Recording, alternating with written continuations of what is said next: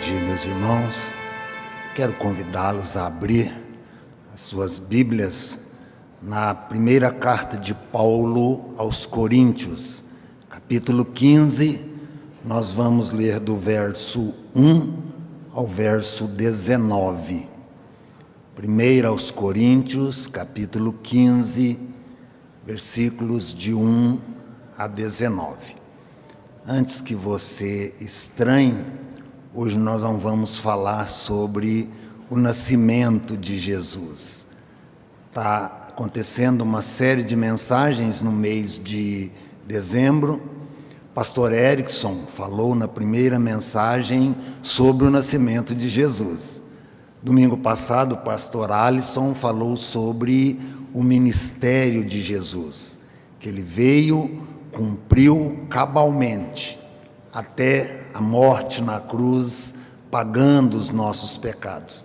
E hoje nós vamos dar sequência, então não estranhem, porque nós não vamos falar, talvez a sua expectativa era uma mensagem sobre o nascimento de Jesus. Mas espero que ao final você entenda que o nascimento de Jesus faz parte de um projeto muito maior, que é o plano da redenção.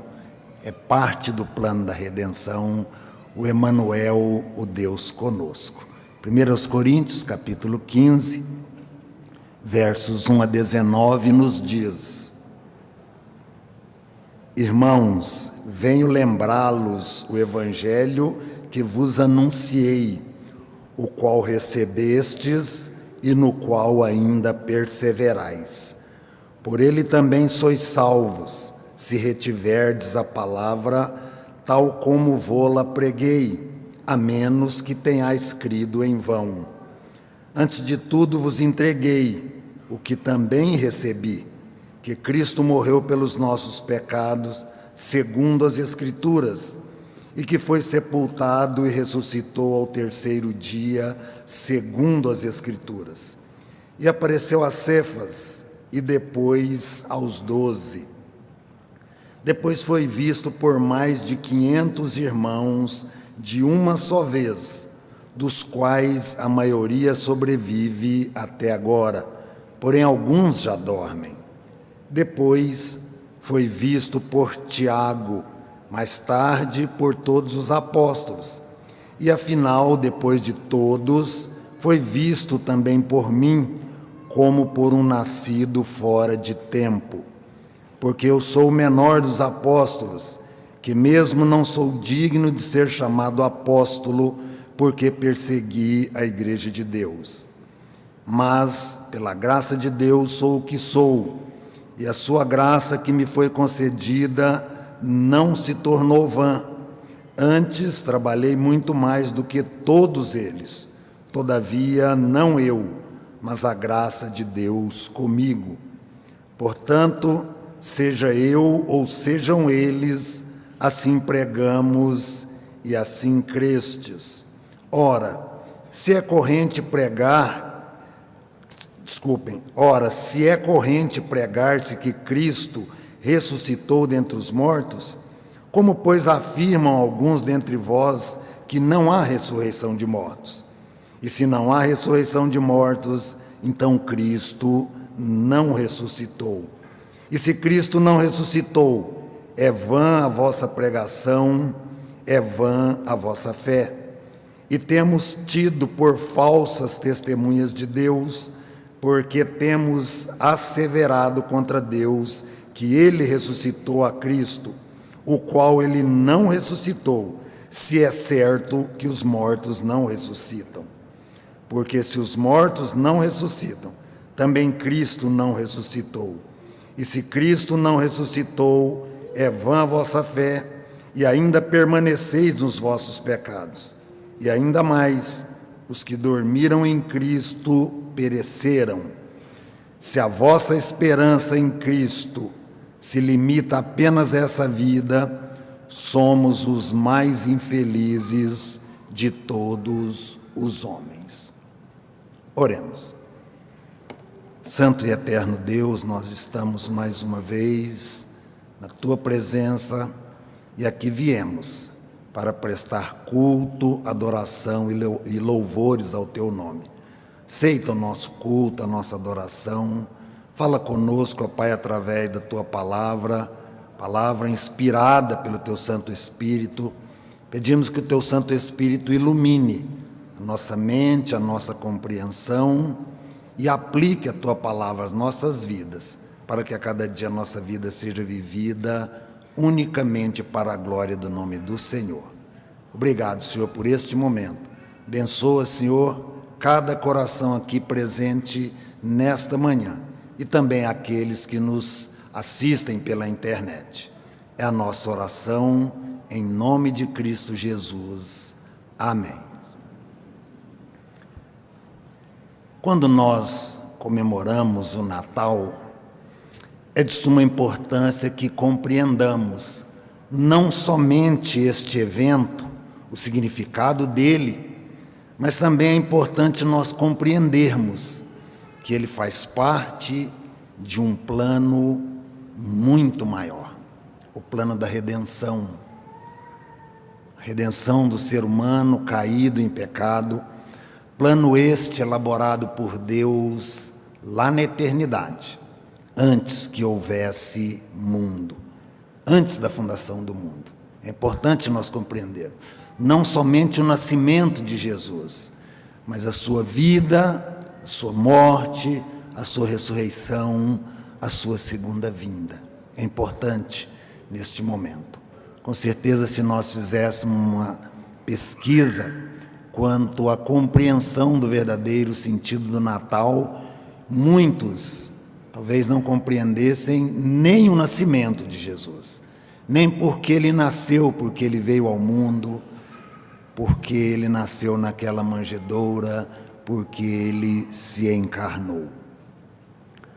O nosso breve catecismo, falando sobre esse plano maior de Deus para a vida do ser humano, para a vida dos eleitos, o breve catecismo de Westminster, a pergunta de número 10 é a seguinte: como Deus criou o homem? E a resposta é: Deus criou o homem macho e fêmea, conforme a sua própria imagem, em conhecimento, retidão e santidade, com domínio sobre as criaturas. Pergunta 13, seguindo, diz assim: conservaram-se os nossos pais no estado ou na condição em que foram criados? E a resposta é: nossos primeiros pais, sendo deixados à liberdade da sua própria vontade, caíram do estado em que foram criados, pecando contra Deus. E aí, faz-se necessário aqui um esclarecimento. Foram os únicos que tiveram livre-arbítrio. Se fala muito em livre-arbítrio. Adão e Eva tiveram, sim. Eles foram deixados a liberdade do livre-arbítrio para escolher pecar ou não pecar contra Deus. A partir da desobediência deles, ser humano nenhum tem livre-arbítrio. Tem arbítrio, tem vontade. Por isso é culpado das suas decisões, mas não tem livre-arbítrio. Os nossos primeiros pais, sim, e foram deixados a escolha deles, obedecer ou desobedecer, e nós sabemos pela palavra de Deus que eles desobedeceram. A resposta da pergunta 13 é: nossos primeiros pais, sendo deixados à liberdade da sua própria escolha, caíram do estado em que foram criados, pecando contra Deus. E seguindo, pergunta 19, falando desse homem, desse ser humano, diz: qual é a miséria do estado em que o homem caiu? E a resposta é: todo ser humano, pela queda, perdeu comunhão com Deus. E aí perde o livre-arbítrio, está debaixo da sua ira e maldição, e assim sujeito a todas as misérias nessa vida, a morte e as penas do inferno para sempre. E concluindo a pergunta 20, Diz assim: Deus deixou todo o gênero humano perecer no estado de pecado e miséria? E aí alguns acham que Deus criou um plano B, mas não. Ele tinha, muito antes de criar o ser humano, planos de libertar, de salvar alguns eleitos, de elegê-los para a salvação e enviar o seu filho que nasceu naquela manjedoura. Deus, tendo Deus unicamente pela sua boa vontade a resposta, falando sobre a miséria que o ser humano caiu, diz: Deus, tendo unicamente pela sua boa vontade desde toda a eternidade, escolhido alguns para a vida eterna, entrou com eles em um pacto de graça, para os livrar do estado de pecado e miséria e trazer a um estado de salvação por meio de um Redentor.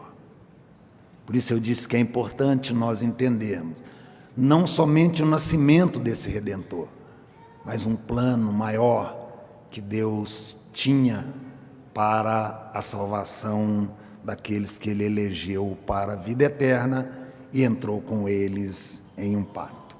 É importante nós entendermos que esse Redentor, o Deus Filho, aquele que se fez homem, o Emanuel, o Deus conosco, Ele encarnou-se, viveu, cumpriu o seu ministério de maneira cabal e perfeita, enfrentou a cruz, morreu a nossa morte, pagando assim os pecados de todos os eleitos para a salvação.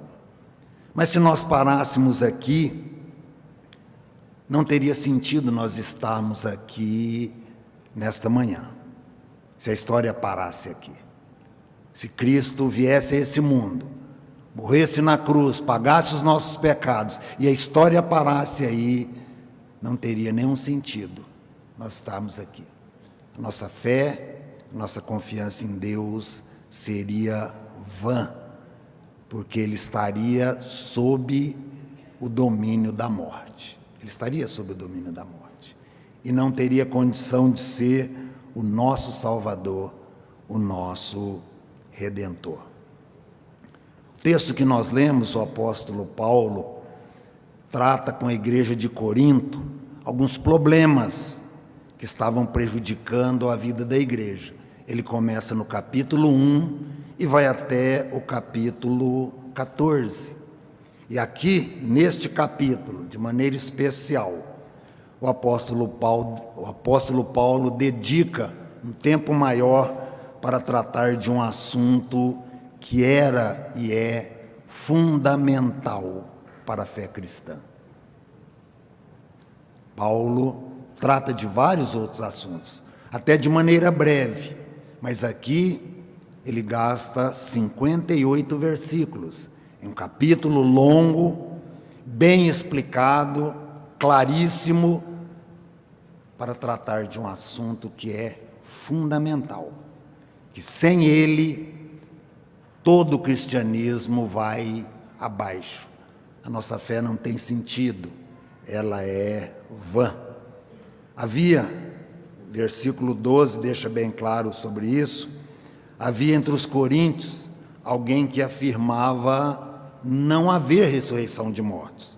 Versículo 12 diz: ora, se é corrente pregar que Cristo ressuscitou dentre os mortos, como, pois, alguns afirmam que não há ressurreição de mortos. Por isso Paulo alerta aqueles irmãos sobre o perigo dessa afirmação e de eles crerem nela. Eles crerem nela. Não só o perigo da afirmação, mas daqueles irmãos crerem nessa afirmação. Eles não percebiam, não estavam percebendo que crer que não haveria ressurreição de mortos era negar a ressurreição de Cristo, era tornar o cristianismo e a vida cristã inúteis, era tornar a vida cristã e o cristianismo algo inútil. Se Cristo permanecesse sob o poder da morte, ele não poderia ser o redentor dos eleitos. Ele não poderia ser. Ele não poderia ser o salvador do ser humano caído em pecado.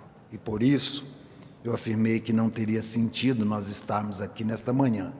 A nossa fé seria algo vão, algo inútil, é o que Paulo afirma aos irmãos de Corinto. Por esse motivo, Paulo usa vários argumentos para instruir a igreja quanto ao evangelho que os coríntios conheciam. Versículo de número 1, Paulo diz assim: irmãos, venho lembrá-los o evangelho que vos anunciei, o qual recebestes e no qual ainda perseverais.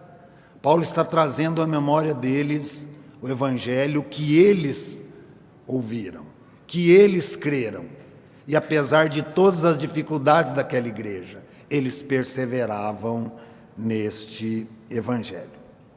Quanto a esse assunto, o apóstolo Paulo mostra nestes versículos aqui do capítulo 15, 3 verdades incontestáveis da ressurreição de Cristo. 3 verdades incontestáveis. A primeira delas, Paulo apela para o conteúdo do evangelho. O evangelho que eles ouviram, que a igreja de Corinto ouviu, o evangelho que era pregado, falava justamente deste conteúdo. E o conteúdo era que Cristo morreu pelos pecadores, que ele foi sepultado e que ele ressuscitou ao 3º dia. Então, Paulo apela para o conteúdo do evangelho. Algo bem simples. Eles deveriam trazer à memória aquilo que eles creram, que afirmava de uma maneira muito clara, muito cristalina, que Cristo morreu pelos pecados dos eleitos, que Cristo foi sepultado e que ele ao 3º dia ressuscitou. Paulo diz: irmãos, venham lembrá-los do evangelho que vos anunciei, o qual recebeste e ainda perseverais.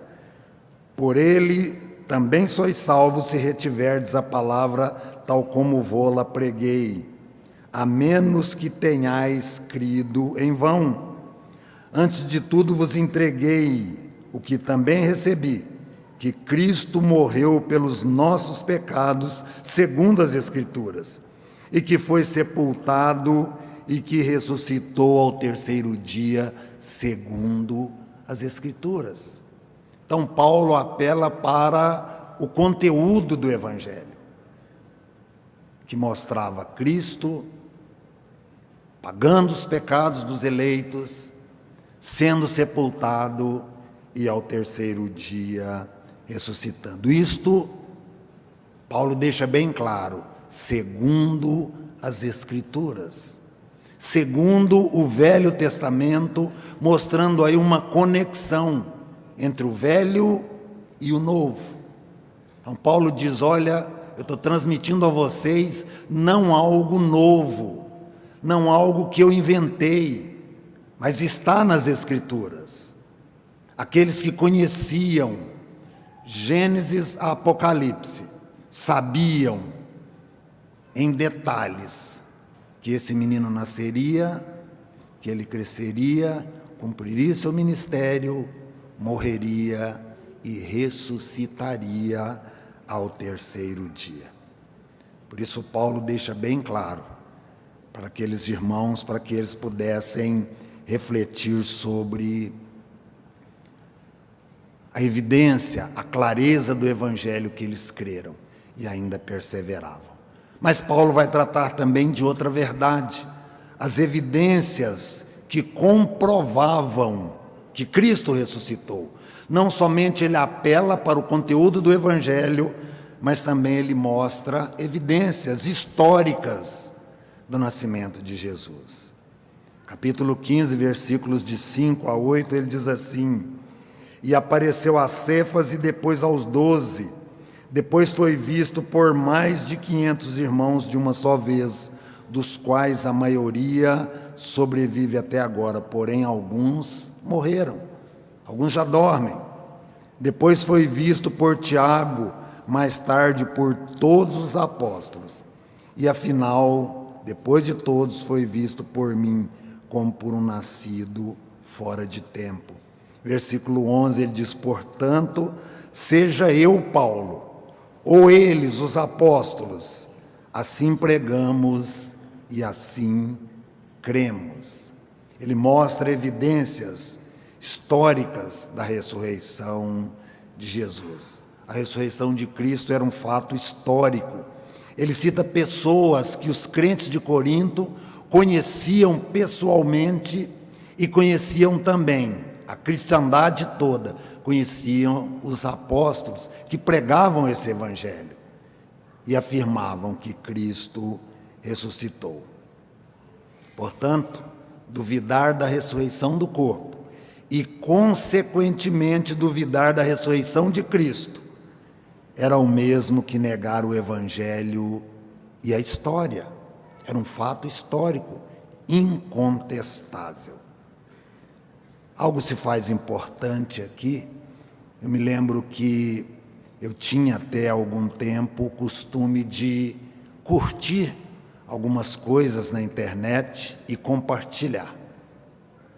E um dia, para minha surpresa, o meu filho chega para mim e diz assim: pai, aquilo que o senhor compartilhou não é verdade. Aquilo que o senhor compartilhou não é verdade. E a partir desse alerta eu comecei a tomar um maior cuidado com aquilo que eu vejo e aquilo que eu compartilho. E aí eu passei a compartilhar o que eu acho interessante, eu compartilho no somente eu.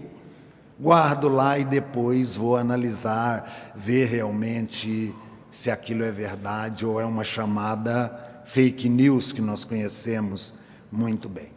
Estou dizendo isso porque aqueles irmãos não estavam entendendo a armadilha que eles estavam caindo. Não crendo na ressurreição dos mortos. Era não crer na ressurreição de Cristo. Não crer na ressurreição dos mortos era o mesmo que não crer que Cristo ressuscitou ao terceiro dia. E falando nisso, me lembro que eu recebi, ou estava no Facebook de um amigo, um pastor, que eu trabalhei há 30 anos atrás como auxiliar lá no estado de São Paulo, e ele compartilhou algo no Face que a princípio parece uma grande verdade. Parece uma grande verdade. Um autor conhecido, um dos mais conhecidos escritores no meio evangélico, que tem essa frase, e ele disse assim: inferno significa a ausência de Deus. A princípio parece verdade, mas há aqui uma implicação muito grande, porque se há algum lugar que Deus não está presente, Ele não é onipresente. Se há algum lugar que Ele não está presente, Ele não é onipresente. E negar a onipresença de Deus é negar também que Ele é onisciente e que Ele é onipotente. Uma frase dessa, que muitas vezes nós ouvimos ou vemos ali e compartilhamos, traz ali algumas implicações. Está negando um dos atributos de Deus e negando outros, e aí se nega tudo. Ele não é Deus se Ele não é onisciente, se Ele não é onipresente, se Ele não é onipotente. Por isso nós devemos tomar muito cuidado, e os crentes de Corinto não estavam tendo essa preocupação. Em terceiro e último lugar, Paulo apela para as implicações ou as consequências quanto à negação da ressurreição do corpo. Ele apela para o conteúdo do Evangelho, as evidências históricas que comprovavam que Cristo venceu a morte, que Ele triunfou sobre o nosso maior inimigo, mas Paulo também mostra para aqueles irmãos as implicações, as consequências que haveriam quanto à negação da ressurreição do corpo. Capítulo 15, verso 12 a 20, Paulo diz assim: ora, se é corrente pregar-se que Cristo ressuscitou dentre os mortos, como, pois, alguns afirmam dentre vós que não há ressurreição dos mortos? E se não há ressurreição de mortos, então Cristo não ressuscitou. E se Cristo não ressuscitou, é vã a nossa pregação e é vã a vossa fé. Isto é, vamos fechar a igreja e vamos embora. Para quê? Porque nós estamos reunidos aqui. Qual é o sentido? Qual era o sentido daqueles irmãos reunirem-se ali em Corinto, louvar a Deus, cultuar a Deus, adorar a Deus? E Paulo diz mais: se Cristo não ressuscitou, é vã a nossa pregação e é vã a nossa fé. E se somos tido por falsas testemunhas de Deus, porque temos asseverado contra Deus que Ele ressuscitou a Cristo, no qual Ele não ressuscitou, se é certo que os mortos não ressuscitam. Porque se os mortos não ressuscitam, Cristo também não ressuscitou.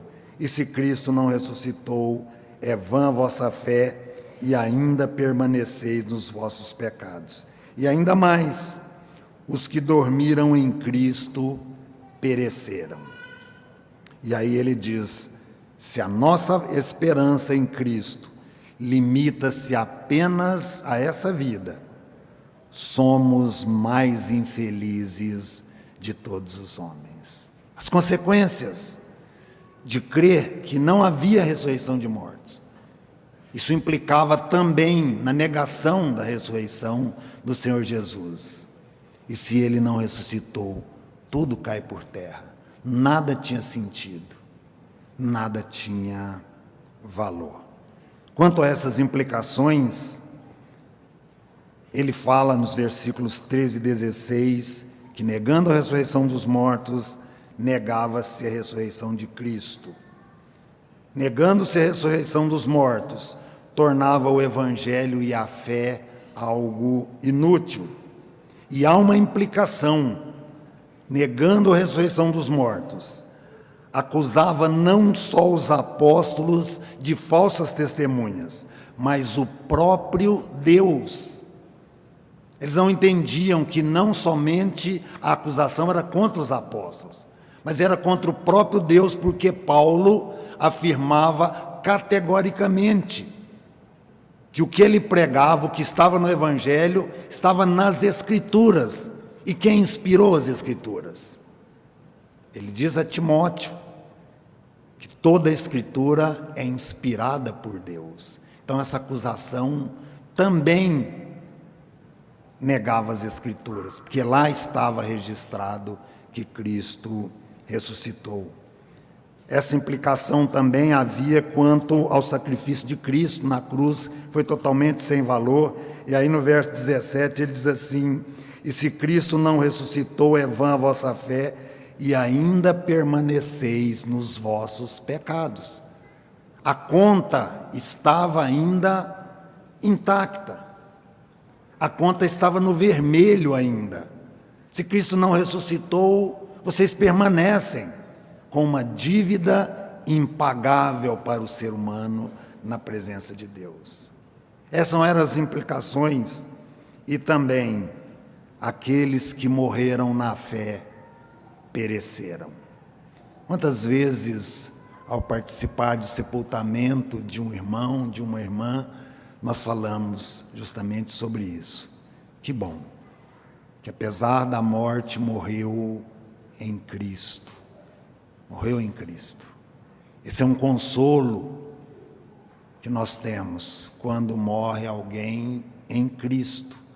Quando os nossos queridos partem para a eternidade em Cristo. E Paulo diz: se os mortos não ressuscitam, todos eles pereceram. Todos pereceram. E ainda mais no versículo 19, ele diz: a vida, se os mortos não ressuscitam, se Cristo não ressuscitou, a nossa expectativa é somente esta vida, e nós somos infelizes, os mais infelizes de todos os homens. Por isso Paulo, no versículo 20, diz: mas de fato, Cristo ressuscitou dentre os mortos, sendo Ele a primícia dos que dormem.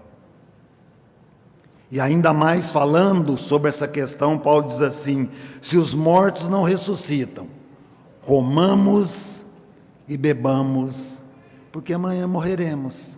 Simples assim. Qual é o sentido de nós abrirmos mão de algo aqui nesse mundo pensando na eternidade? Qual é o sentido de viver uma vida reta, uma vida buscando a santidade na presença de Deus, se os mortos não ressuscitam? Ele diz: para que isso?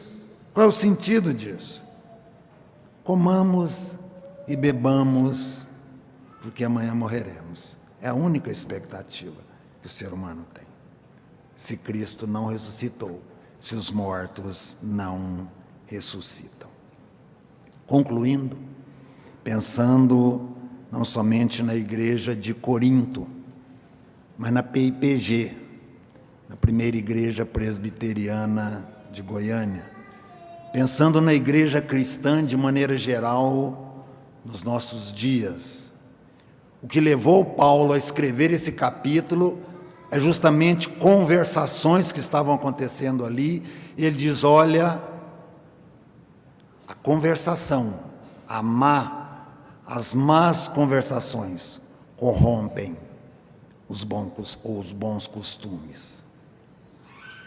Por isso nós precisamos, como homens e mulheres de Deus, ao comemorarmos o Natal, ao entendermos um plano maior do qual o Natal está inserido, nós precisamos estar alertas aos perigos das más conversações, porque elas não somente corrompem, mas elas têm o poder de afastar-nos das verdades do Evangelho. Essa era a preocupação de Paulo. Não somente corromper os bons costumes, mas afastá-los das verdades do Evangelho.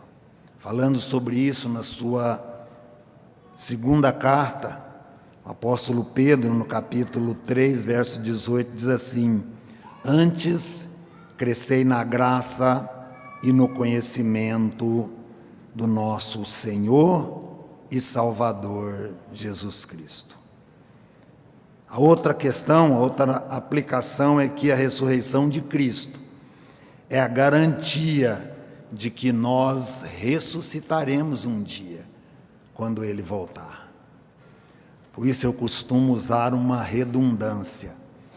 O crente não precisa morrer de medo de morrer. O crente não precisa morrer de medo de morrer. Porque o máximo que a morte, que é esse inimigo que Cristo venceu ao sair daquele túmulo, esse inimigo agora é um inimigo que não deve causar em nós medo algum, temor algum. A gente não precisa morrer de medo de morrer. Eu estou fazendo um tratamento cardíaco, inclusive grave, e a médica cardiologista, quando eu fui consultar e ela dar o diagnóstico do que estava acontecendo, ela disse assim: eu tenho dito para os meus pacientes que todos nós temos uma senha. Enquanto não for chamado lá no painel, você pode ficar tranquilo.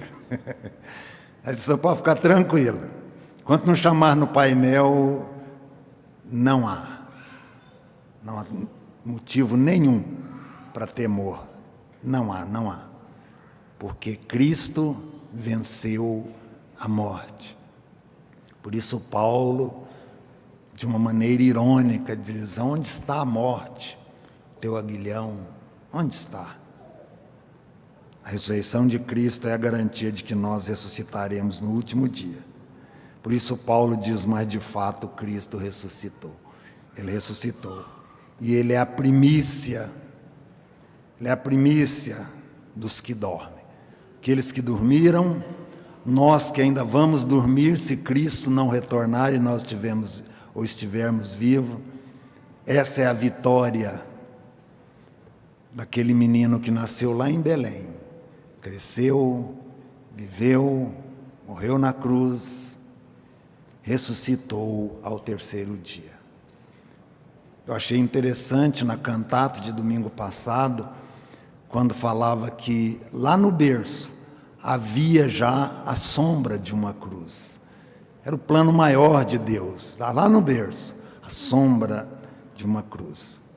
Por isso, nós podemos cantar um cântico que nós vamos cantar agora, muito conhecido, que nós cantamos às vezes sem refletir sobre as verdades do Evangelho e sobre o temor que não deve haver no nosso coração. E antes de cantar o cântico, o nosso breve catecismo, na pergunta 26, Cristo, os três ofícios de Cristo: profeta, sacerdote e rei. A pergunta 26 é: como exerce Cristo as funções de rei?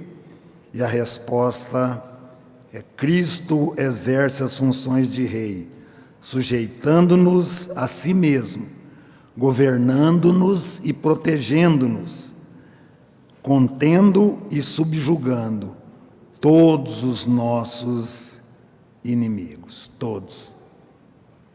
E um dia, esse inimigo tão terrível, que foi vencido por Cristo, quando Ele ressuscitou ao terceiro dia, a Bíblia fala que Ele será destruído. Por isso o apóstolo Paulo, conhecedor desse tema, ele diz: para mim, viver é Cristo e morrer é lucro. Vamos cantar.